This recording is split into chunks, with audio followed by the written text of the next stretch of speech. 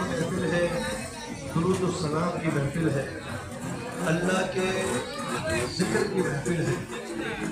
ولیوں کے آستانے جو ہوتے ہیں نا، یوں سمجھو کہ گلدستہ ہوتا ہے۔ گلدستہ وہ گلدستہ ہے کہ آپ کو دیکھا ہوگا ایک عام کا گلدستہ ہوتا ہے، اس میں کتنی خوشبو آتی ہے، اس میں گلاب لگا ہوتا ہے، دیگر پھول بھی لگے ہوتے ہیں۔ جب وہ مجموعہ ہوتا ہے تو اس کی خوشبوئیں نکلتی ہیں۔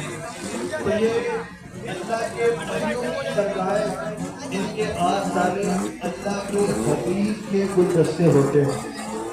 جب آپ یہاں پر آتے ہیں تو اس گلدستے کی خوشبوئیں ہیں جو آپ کے کانوں تک یا آپ کی ناک تک پہنچتی ہے، جسے سونگتے ہیں۔ سونگنے سے مراد یہ ہے کہ جب ہم یہاں پر آتے ہیں اور کچھ نہ کچھ سیکھ کر جاتے ہیں، کچھ نہ کچھ لے کر جاتے ہیں، تو وہ خوشبوئیں ہمیں ہماری زندگی میں بھی کام آتی ہیں اور آخرت میں بھی کام آتی ہیں۔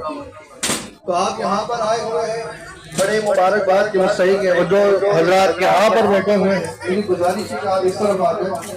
آپ تمام حضرات اس طرف آ جائیں، تھوڑا سا آگے آ جائیے گا۔ دیکھیں یہ دریا جو بچھی ہے نا، جو پیچھے والے حضرات ہیں وہ کس طرف ہو جائیے گا۔ میں آپ تمام حضرات سے مخاطب ہوں، محفل کا جو حسن ہے نا وہ اسی کے اندر ہے کہ مل کر بیٹھی ہے۔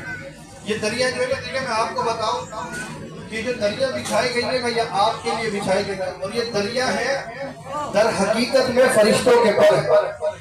یہ جس پر آپ بیٹھے ہوئے نا، یہ در حقیقت میں فرشتوں کے پر ہے۔ کیا ہے سارے بولے، کیا ہے؟